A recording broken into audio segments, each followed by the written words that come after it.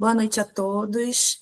É um prazer muito grande estar aqui. Eu sei que nós temos entre o grupo alunos e nós temos egressos do curso de medicina, médicos, às vezes já de outra especialidade, ou que querem saber um pouco mais, se aprofundar mais em pediatria, né, querem conhecer um pouco mais sobre a nossa escola. Então, é um prazer ter todos aqui conosco. Eu sou a doutora Aline. Eu sou pediatra e também sou ebiatra, né? Sou especializada no atendimento do adolescente e também sou médica de família e comunidade. E sou mestra na saúde da família. Então, eu sou a coordenadora do curso de pediatria, da pós-graduação de pediatria da Ibramed, e hoje eu gostaria de conversar um pouquinho com vocês sobre puericultura, e ao longo da nossa conversa, sintam-se à vontade para fazer perguntas, né, para tirar dúvidas, e também apresentar um pouco da nossa escola, né, do que a gente tem para oferecer e contribuir com o enriquecimento profissional de vocês. Então, hoje eu gostaria de destacar, né, sobre o papel do pediatra e a importância da puericultura no desenvolvimento infantil. Bom, a puericultura, né, ela é um alicerce dentro da pediatria. Então, vamos imaginar, né, aquela figura que a gente tem de que o estetoscópio, ele é uma ferramenta do médico, né, e aí a gente tem aquela imagem também do bisturi como uma ferramenta do cirurgião. Então, eu acho que fazer essa imagem de que a puericultura representa para o pediatra toda essa construção do nosso saber aplicado à saúde da criança, né? O que é isso? Todos os pediatras, né, eles são médicos dedicados a cuidar da criança durante esse processo da puericultura, de forma que elas possam atingir o seu melhor potencial, né? Então, é isso que a gente espera, que por meio do nosso cuidado, desenvolvido na puericultura, que não são simples consultas de rotina, a gente aqui vai desmitificar um pouco essa ideia de que a puericultura é só pesar e medir, né, é uma coisa muito rápida, muito simples, né, não é isso. Então eu vou trazer, eu acho, fortalecer esse conceito da puericultura para vocês e desse objetivo de permitir que, por meio desse cuidado, a criança atinja o seu maior potencial. Bom, muito além do que é a gente acompanhar crescimento físico, como eu falei para vocês, muito além do que a gente acompanhar a criança, né, em pesar e medir, né, ela engloba na sua totalidade todas as dimensões do ser humano.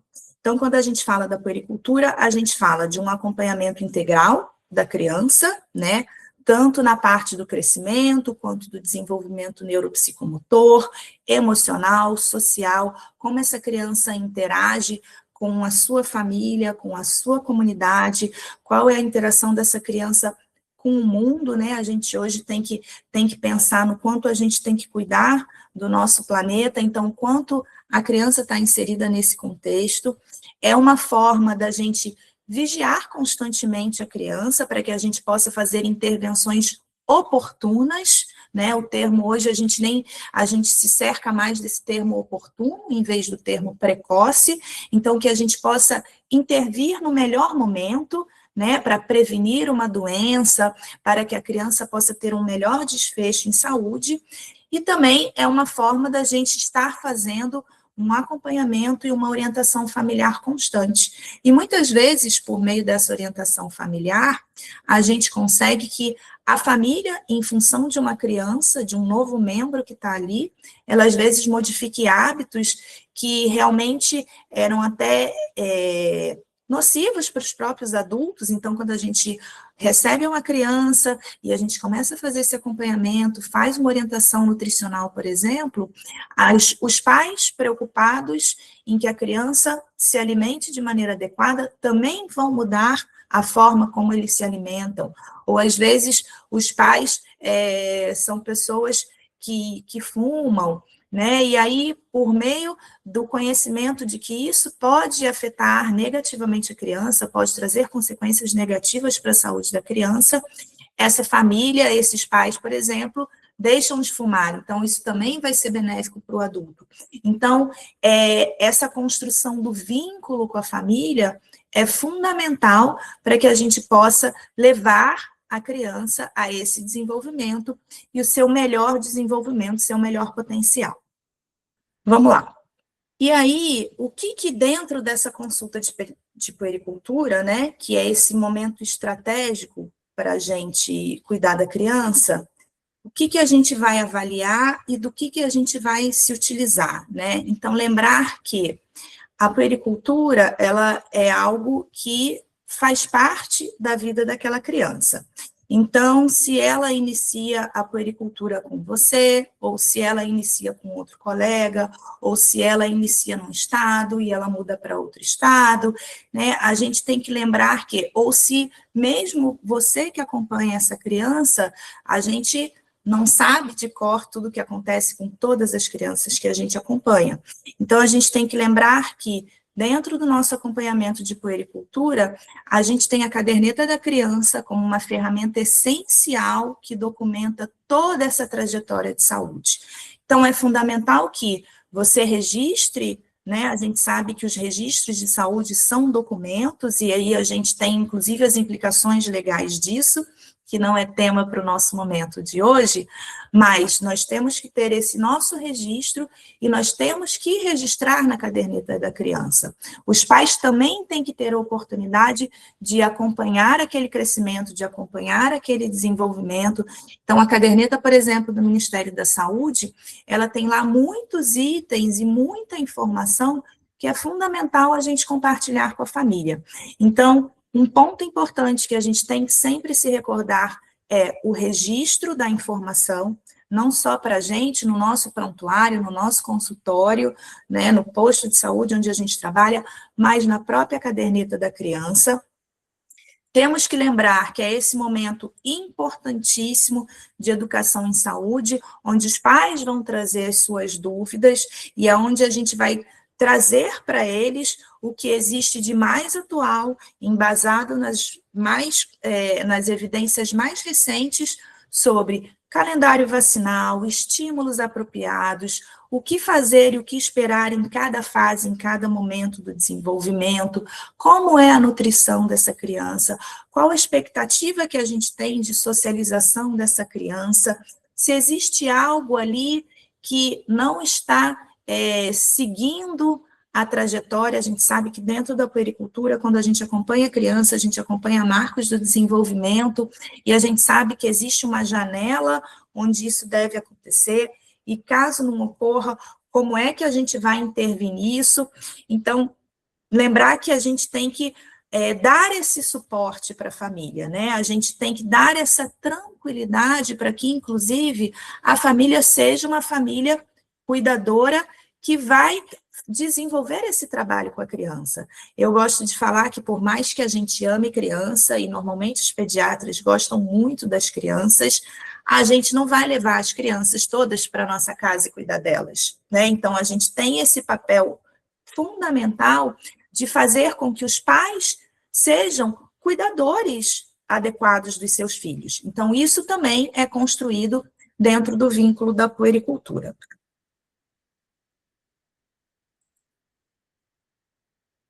E essa confiança, né, esse vínculo, é a base para que a gente faça esse acompanhamento efetivo e duradouro dessa criança, que vai transcender aí só esse ambiente de se limitar a processos de saúde e doença, né? A gente vai transcender isso dentro da consulta, onde a gente vai criar esse vínculo para que a criança possa crescer e se desenvolver. Muito bem, e aí o que a gente tem que lembrar? Quando que começa a puericultura, gente? Quando que a gente começa a fazer esse acompanhamento da criança? Em que momento, né? Então, a gente sabe que hoje existe essa janela importantíssima do desenvolvimento, né, que começa na vida intrauterina, né? E ela vai até os 2 anos, aproximadamente. Que janela importantíssima é essa? Esse momento do desenvolvimento da criança é onde as conexões neuronais elas estão se formando na sua maior forma, né, e da sua maior velocidade. E ela vai se constituir na base neurológica e cognitiva dessa criança, né? Então, ao longo do nosso curso, a gente fala muito sobre isso, né? E aí, por que que isso é uma janela de oportunidade fundamental? A gente sabe que dentro desse momento existem situações que podem comprometer o desenvolvimento futuro da criança. Então, por conta disso, quando que começa a puericultura? Hoje, a puericultura moderna, ela começa na consulta da gestante de 3º trimestre. Então, a mãe, né, com seu bebê na barriga, ela tem a primeira consulta de pediatria quando ela está gestante do 3º trimestre. Então, ali a gente já vai começar a desenvolver esse vínculo com essa mãe, com essa família, com esse bebê ainda dentro da barriga, tá? Então, ali a gente já vai começar a passar para essa família, né, entender primeiro qual é a realidade daquela gestação, ver se existem sinais de cuidado, de atenção, dar as orientações necessárias, estar ali ao lado daquela família, e já vamos iniciar o nosso processo de puericultura. E aí, quando que acaba essa puericultura, né, gente? Se começou lá, nesse momento gestacional, quando que acaba essa puericultura, né? Eu que sou uma médica do adolescente, que trabalho com um adolescente, né, uma pediatra, então a gente sabe que a adolescência ainda é esse momento de crescimento, desenvolvimento cerebral completo, né? Então a gente sabe que a puericultura vai até a adolescência, então existe também a puericultura do adolescente. Então, até que o indivíduo se torne, de fato, um indivíduo adulto, né? E aí a gente também tem diferentes nuances do que a gente considera puberdade, né, do que a gente considera puberdade, do que a gente considera adolescência. Então, existem marcos legais, existe o aspecto biológico, existe o aspecto social e do desenvolvimento, né, que também é algo para a gente se aprofundar dentro do nosso curso, mas aqui dentro da puericultura, trazer esse espaço de que existe também a puericultura do adolescente, né? Então, o que a gente vai vigiar ao longo de todo esse desenvolvimento da criança? Sinais de alerta para atraso da linguagem, mas sinais de alerta para qualquer tipo de atraso, né? Sinais de alerta para qualquer dificuldade do desenvolvimento. A gente vai observar desenvolvimento motor fino, motor grosso, mas a gente também vai observar desenvolvimento cognitivo, socialização, capacidade de interação, resposta a estímulos sensoriais, né? E lembrar que quanto mais precoce, né, a gente possa fazer essa intervenção, essa ação de intervenção oportuna, mais é possível, né, se a gente lembra desses 2 anos aí desse desenvolvimento, que a gente possa prevenir sequelas e que a gente possa intervir de maneira a maximizar o potencial do desenvolvimento. Quais são os desafios e as novidades da puericultura no século XXI, né? Então, o que a gente tem de novo na puericultura? Porque, na verdade, puericultura é, como eu falei, né? Essa ferramenta do pediatra, desde que existe a atuação do médico pediatra, a puericultura existe, né? Mas dentro do nosso contexto contemporâneo, o que a gente tem de novidade? Uma novidade que eu já trouxe para vocês é o aspecto da primeira consulta de puericultura começar lá na gestante do 3º trimestre. Isso é um ponto. O que mais? Com o que eu tenho que me preocupar hoje? Né? O que a gente tem que lembrar na puericultura hoje?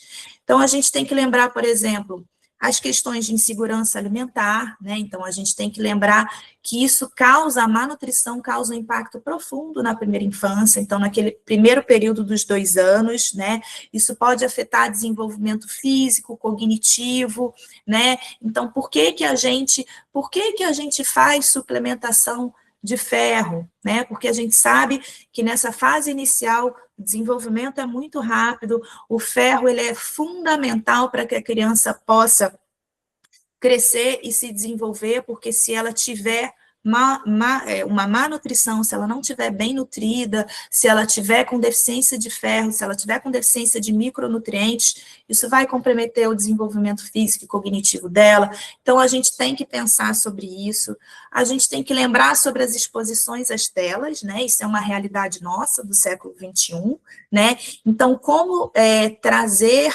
as telas para o uso positivo, né? Então, lembrar dos seus efeitos no desenvolvimento cognitivo, social, na qualidade do sono, na qualidade, nas questões visuais, nas questões ortopédicas, nas questões de interação social, no adolescente que está exposto a um cyberbullying, que está exposto a uma rede social inadequada, né? Então, a gente tem que, exposições às telas faz parte hoje da puericultura. Questionamentos, a gente tem que fazer questionamentos para avaliar, por exemplo, depressão, ansiedade, né, os transtornos do neurodesenvolvimento. Então, a gente tem que lembrar de lá no comecinho, fazer aplicações de escalas, aplicar um MChat, como que a gente faz isso na nossa consulta, na puericultura, para a gente ver se a criança está se desenvolvendo adequadamente. Lembrar que, apesar da transição epidemiológica que a gente vive, né, então, na puericultura antiga, a gente lembrava, as crianças morriam muito de diarreia, as crianças morriam muito de doenças infecto-contagiosas, mas eu não tinha o programa robusto vacinal que a gente tem hoje, né? Mas eu não tinha, por exemplo, vacina contra rotavírus, eu tinha piores condições sanitárias, então as crianças morriam muito disso, mas ao mesmo tempo eu tenho um reverso que hoje, por conta de uma nutrição inadequada, o que eu tenho que lembrar? Da obesidade, né? Eu tenho que lembrar de doenças crônicas se desenvolvendo em crianças em crianças e adolescentes. Eu tenho que lembrar que, apesar dessa transição epidemiológica, ainda no Brasil se morre de tuberculose, né? Ainda se morre de doenças infecto-contagiosas por causa de disparidades regionais, dificuldades socioeconômicas, né? O que não possibilita o acesso universal a todos os serviços. Então, a gente também tem que trabalhar com isso na nossa puericultura. Então, são desafios da puericultura do século XXI, que a gente traz para vocês, né, para que a gente saiba e que a gente consiga trabalhar isso na nossa prática profissional. Então, hoje, né, gente, quais são esses paradigmas, né? A gente tem que trabalhar com o mundo digital, as rotinas da família, né? E aí aqui tudo se integra, né? Se interlaça. Então, é o mundo digital, é o ambiente familiar, é o contexto social, né? É para que a criança tenha esse desenvolvimento integral, quais são essas rotinas familiares, quais são esses valores, qual é a rede de suporte que essa família tem, né? Qual é o ambiente que essa criança transita.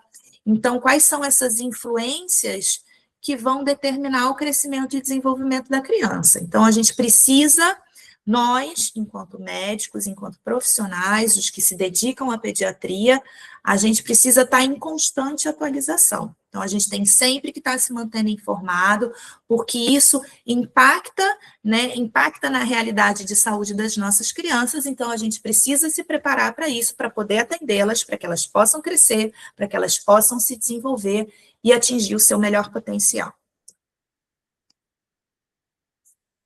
Tecnologia aliada ao desafio, né? Então, não é mais hoje, será que? Não, a tecnologia faz parte da nossa realidade, a inteligência artificial faz parte da nossa realidade, como a gente trabalha isso, como a gente trabalha isso com a família, como a gente trabalha isso com a criança, né? Como que a gente orienta a necessidade do estar ao ar livre.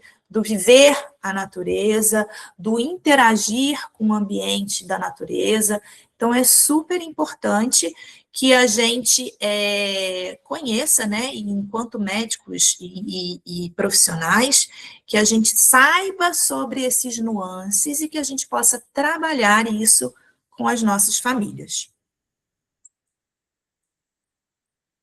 O que a gente também tem de inovação no sentido, né? Como que hoje a gente utiliza escalas de avaliação, então a gente avalia crescimento, desenvolvimento, né? A gente acompanha os marcos, a gente usa ferramentas validadas para avaliar se essa criança está tendo um desenvolvimento adequado. Utiliza diretrizes nacionais, então a gente utiliza muito o que a Sociedade Brasileira de Pediatria traz, muito o que o Ministério da Saúde traz, para que a gente possa acompanhar a realidade da criança brasileira, né? Porque a gente tem que lembrar que existem muitos estudos que são feitos e que às vezes correspondem à realidade das crianças em outros países, né? Então, lembrar que as diretrizes nacionais sempre botam o nosso pé no chão, é a realidade da nossa criança. Então, por exemplo, não existe país no mundo que tenha um repertório completo, né, robusto, como é o nosso repertório em termos de vacinação, né? Então, em termos de ação de saúde pública, que é a vacinação, não existe país no mundo que tenha como o Brasil, né? Então, é diferente da realidade de outros países, onde não se vacina menos, se vacina pouco, então a gente tem que sempre estar antenado com as diretrizes nacionais, além de saber que hoje a gente dispõe de tecnologia para fazer teleconsulta, né? Então a gente também explora muito isso no nosso curso de pediatria, né? Então a nossa escola tem uma ferramenta muito interessante, que é o MD Duem, onde a gente pode fazer teleconsultas com pacientes reais, para que vocês também se sintam seguros nessa prática. Então, lembrar que hoje a gente pode monitorar a distância, acompanhar a distância, até uma puericultura pode ser realizada à distância, então a gente tem que utilizar, tem que saber utilizar esses recursos. Lembrar, gente, que o SUS é o maior empregador em saúde do Brasil, né? Então, a gente lembrar que o SUS também incorpora iniciativas importantes, iniciativas interessantes, e nós temos que lembrar que o pediatra no Brasil, de alguma forma, ele vai se conectar com o SUS, né? Quer ele sendo um especialista lá na ponta, quer ele trabalhando com outros profissionais, então lembrar da possibilidade de visitas domiciliares, lembrar da integração com a educação, que outros equipamentos também nos auxiliam a construir saúde, então o trabalho com a escola, ele é muito importante, com assistência social, e focar nas políticas públicas, né, que trazem maior equidade do cuidado, que incluem populações que não têm acesso aos serviços da melhor forma. Então, lembrar que a gente também trabalha muito com a questão da atenção primária, com o trabalho que o SUS desenvolve para que as famílias também tenham acesso ao cuidado de maneira adequada e que as crianças possam se desenvolver da melhor forma. Bom, Ebramed, o que somos e qual é a nossa missão, né? A nossa missão, né, e eu aqui como coordenadora do nosso curso, né, é que vocês tenham excelência, né, em tudo que vocês vão fazer e desenvolver dentro da pediatria, então não seria diferente, né, com a puericultura, então a gente busca as melhores evidências, né, as metodologias são baseadas nas melhores evidências, que vocês pratiquem bastante, né, que vocês tenham a oportunidade de práticas, e a gente vai falar um pouquinho sobre isso, e que vocês façam uma formação e uma capacitação permanente, né? Então, a gente tem esse objetivo de que vocês, de fato, tenham bastante fortalecido em vocês, né, o conhecimento, para que vocês se sintam à vontade de praticar e desenvolver uma puericultura de excelência, desenvolver um cuidado pediátrico de excelência. O nosso objetivo é que vocês entendam, né, que cada indivíduo né? Ele é singular, cada família é singular, cada criança é singular. Então, vocês aprendam a trabalhar, né? Avaliando essa realidade dessa criança, fazendo um segmento do crescimento, do desenvolvimento, quais são os estímulos, orientem os estímulos mais adequados para cada fase, que vocês saibam se envolver com a família nesse processo do cuidado, que vocês tragam a família, né? Tem que ser entendido que pediatras são auxiliares da família no cuidado, para fazer esse acompanhamento longitudinal e esse monitoramento contínuo, né? É importante que a família compreenda, né? Existem aquelas frases e aquelas místicas antigas, né? Da criança, se você não ficar quieto, o pediatra vai te dar uma injeção, se você não ficar quieto, você vai tomar vacina, né? Então, faz parte do nosso papel, né? Que a família se desmitifique dessa visão do pediatra. Na verdade, o pediatra é alguém que está ali como um amigo, como alguém que vai dar uma consultoria, no sentido de que a família saiba como cuidar daquela criança e que ela possa ser bem acompanhada, cresça e se desenvolva de maneira adequada. Nós temos algumas ferramentas exclusivas, né, no nosso curso, na nossa escola, né, então uma delas, como eu já antecipei um pouquinho para vocês, é o MD Doing, né, o MD Doing é uma oportunidade de vocês fazerem práticas por telemedicina, né, então vocês fazem, um paciente real, então vocês conseguem praticar o atendimento de vocês por telemedicina. Mensalmente, nós temos um encontro síncrono. Então, eu tenho a oportunidade de estar com vocês, a gente debate casos clínicos, temas da prática diária, então, temas da emergência, temas ambulatoriais, temas da puericultura, temas... às vezes eu trago até temas que eu sei que são mais específicos, mas, por exemplo, a gente vai discutir, às vezes, sobre neonatal, a gente vai discutir, às vezes, sobre finitude, né? Como que eu faço cuidados paliativos em pediatria. Então, a gente tem esses encontros aí onde a gente fala sobre tudo da pediatria, então é muito interessante. A gente tem a nossa plataforma exclusiva, vocês têm acesso ao MD Play, Paciente 360, onde vocês podem praticar muito, né? Então, vocês têm a oportunidade de ver casos e de praticar, né? Porque a gente sabe que quando a gente faz um curso, né, à distância e às vezes assíncrono, às vezes fica com uma sensação de que é algo frio, é algo distante. A gente procura que vocês não tenham essa sensação, então a gente tem os tutores que acompanham vocês frequentemente, né? Nós temos essa oportunidade, e aí mensalmente eu encontro vocês, e vocês têm uma oportunidade de tirar dúvidas, de falar sobre outros temas, de outros assuntos. Então, nós temos essa preocupação de ter os nossos alunos perto, de estar presente com vocês nas necessidades de vocês.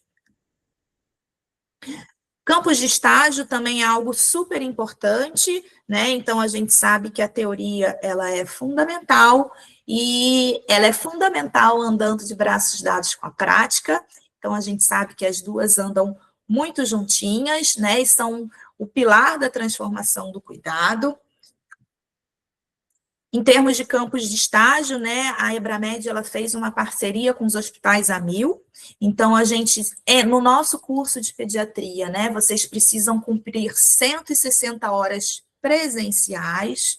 Ah, mas eu já dou plantão em pediatria, eu já trabalho na emergência, eu já trabalho na UTI, né, ótimo, né, então vocês vão seguir um protocolo para aproveitamento dessas horas, né, então são detalhes para frente, enfim, mas essas horas que vocês trabalham podem ser aproveitadas para aqueles que ainda não trabalham com pediatria ou que não fazem todos os campos. Então, a nossa pós-graduação é em pediatria. Se você trabalha muito em emergência pediátrica, mas você não tem prática ambulatorial, você não tem prática neonatal, você vai precisar desenvolver essas práticas. Então, a gente tem a possibilidade de diferentes campos de estágio aí, né? Então, aqui a gente tem, né, em São Paulo, a gente tem como referência, por meio dessa nossa parceria, né, o Hospital da Luz da Vila Mariana, Metropolitano na Lapa, Maternidade Santa Helena. No Rio de Janeiro, a gente tem o Hospital Pasteur. Em Santos, a gente tem o Hospital Ana Costa, né? Então, são referências dessa nossa parceria aí com os hospitais AMIL. O que vocês precisam cumprir, né? Dentro do nosso curso? 60 horas de emergência, 60 horas de NEL, dentro de sala de parto, alojamento, UTI, e 40 horas de enfermaria pediátrica. Então, essa parte precisa ser desenvolvida presencialmente, tá? Então, o resto, vocês têm várias horas práticas que vocês podem desenvolver na plataforma, mas a gente precisa de práticas presenciais também. Além dessa parceria que a gente tem com a AMIL, nós temos outros campos de estágio, né, no Paraná, em Curitiba, Hospital Oswaldo Cruz, né, hospital em Foz do Iguaçu, no Rio Grande do Sul. Então, nós temos diferentes oportunidades aí de campos de estágio, né, além de que, se vocês já estão numa cidade, num outro lugar, e vocês tem uma referência de estágio, a nossa escola está sempre aberta a desenvolvimento de parcerias, formação de novos campos de estágio. Eu trouxe aqui alguns exemplos do que a gente tem, de parcerias que já são desenvolvidas, mas é claro, né, que os alunos que têm outros campos ou já trabalham em outros locais também podem trazer os seus campos como referência, até para novas parcerias que podem ser desenvolvidas pela nossa escola. O que é fundamental a gente lembrar, né, gente? Que o pediatra, ele é um protagonista no desenvolvimento infantil, e ele tem um papel central. Então, muitas vezes, por inúmeras situações, a família acaba utilizando o pediatra só com alguém dos serviços de emergência. E os serviços de emergência não são serviços para o desenvolvimento da puericultura.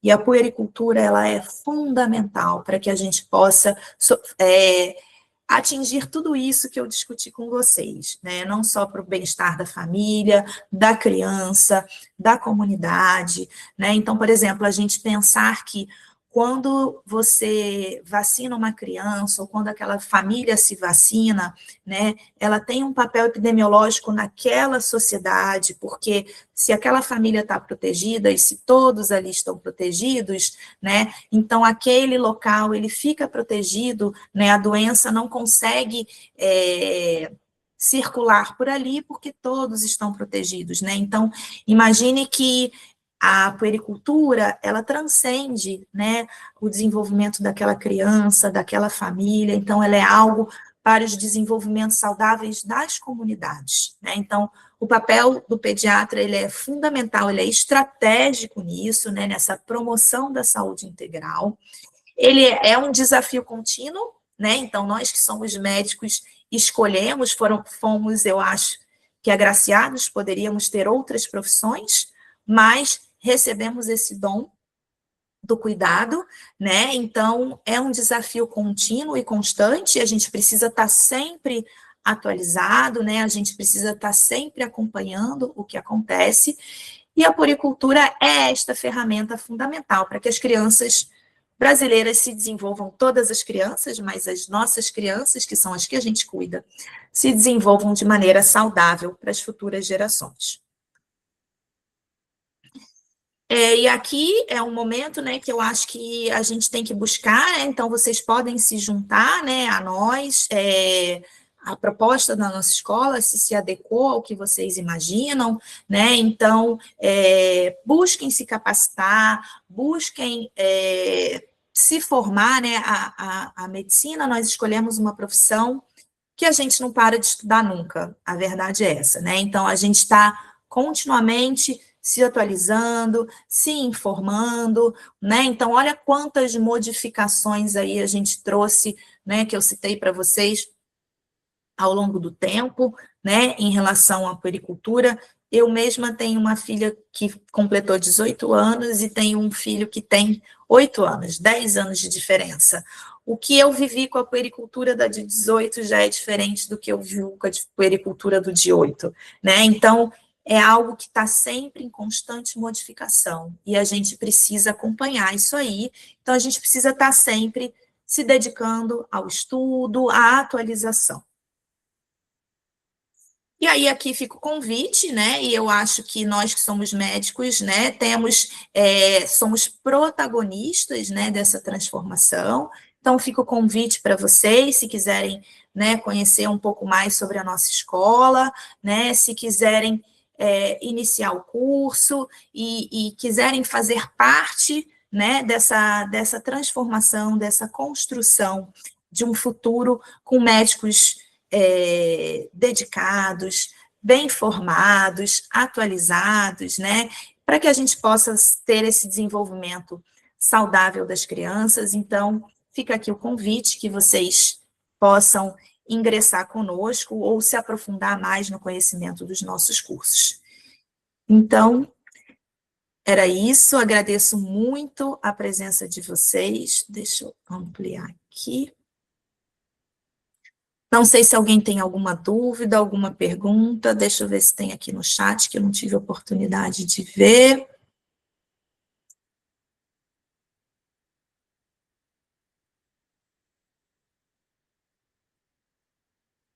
Acho que não tem dúvida, mas vocês fiquem à vontade. Se vocês quiserem também abrir a câmera, o microfone, fazer uma pergunta, uma dúvida, né? O Carlos está aqui com a nossa equipe toda da escola, então vocês podem, né? Quem tiver interesse em se aprofundar mais, conhecer mais sobre a escola, fiquem à vontade.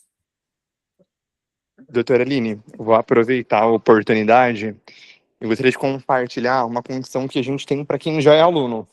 Então, quem já Sim. é aluno e quer contratar uma segunda especialidade conosco, nós estamos com parcelas a partir de R$ 299 para uma segunda pós-graduação.